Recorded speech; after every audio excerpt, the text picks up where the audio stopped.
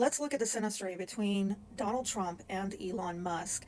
And I think a lot of you are going to be interested in this because, there's been a lot of questions raised recently about whether or not this partnership is in the best interest of Donald Trump and the United States.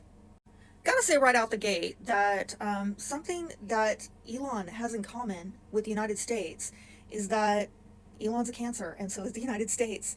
And Elon was also born during Chiron and Aries, which we are now having, as is all the Gen X babies that were born in 1970. So there's some affinity here that Elon shares with America and Americans. Now, I know a lot of us were concerned by that video that I did for Donald Trump over the next 6 months, that prediction video. A lot of people viewed, and I think many of us were interested in what's going on in that seventh house of partnerships for Donald Trump, and because it seems that there's some blind spot there. There's maybe some people he's partnering with who have been deceptive, are not who they claim to be. Things are not what they seem. And that's a very real issue. And I think a lot of us kind of were like, what is that? Who is that? And so when we're looking at whether or not it is Elon, what I'm noticing is that if there's any kind of deception going on, it would be of, fourth house matters, what is your point in starting this relationship? What is your reason for coming into this union? And that doesn't necessarily have to be a nefarious reason, okay? It could be a egocentric reason and or altruistic reason, as I think we saw in that last video I did giving predictions for Elon Musk. I mean, he definitely has some ego reasons, first house, versus his north node is in that seventh house, so in Aquarius, very altruistic. So I do think he's trying to balance both of those extremities, but if there's any deception, it's going on with, maybe his reasons for his beliefs. And I do see that is something that could trigger the dark side of Donald Trump, to be honest with you. Okay, if there's any kind of deception there. So I would just get clear on that. And it might have to do with foreigners, foreign lands, okay?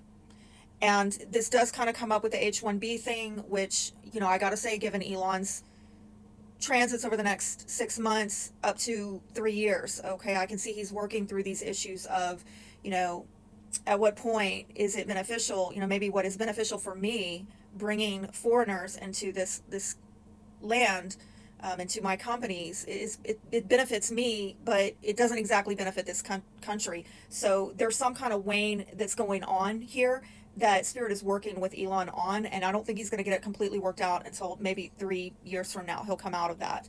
But that's the only kind of deception that maybe I can see going on, to be honest with you. And I haven't dug real deep into this, but this is just my intuitive Aquarian Pisces stellium hunch, is that for Donald, the deception is more having to do with war allies with a specific country that we're not allowed to talk about anywhere for some reason.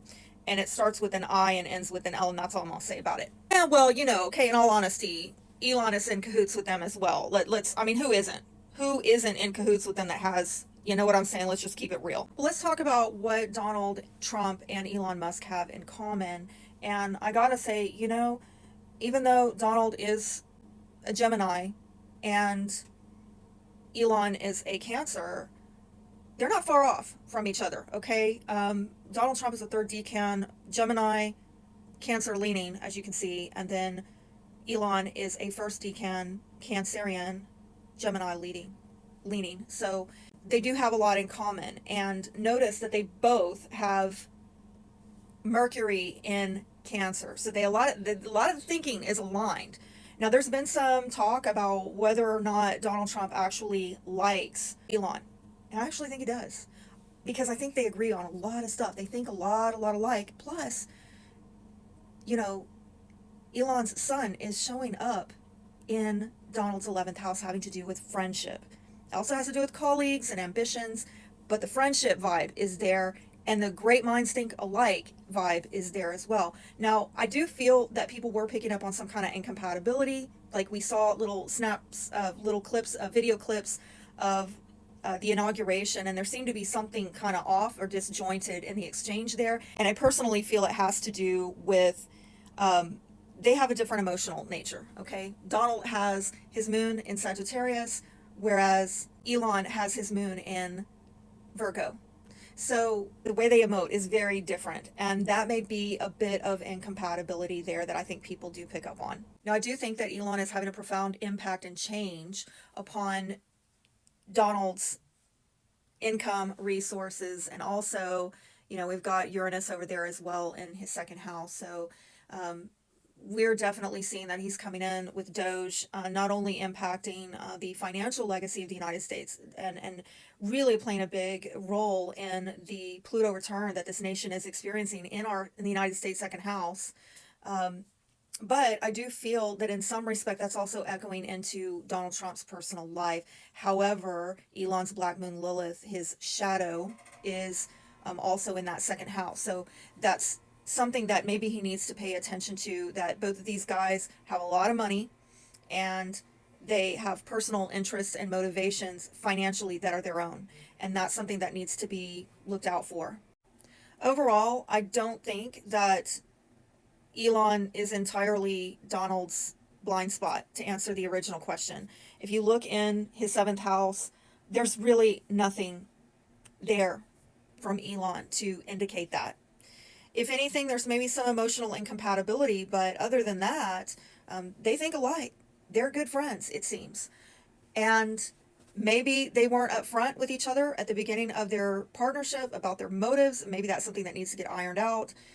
But you know, other than that, I think actually Donald Trump needs to worry about somebody else, namely a war ally. And I think that's a bigger fish to fry. But of course, we're playing with fire to even broach that conversation. Let me know if you want me to, though. Because I'm an Aquarian. I will go there if you want me to.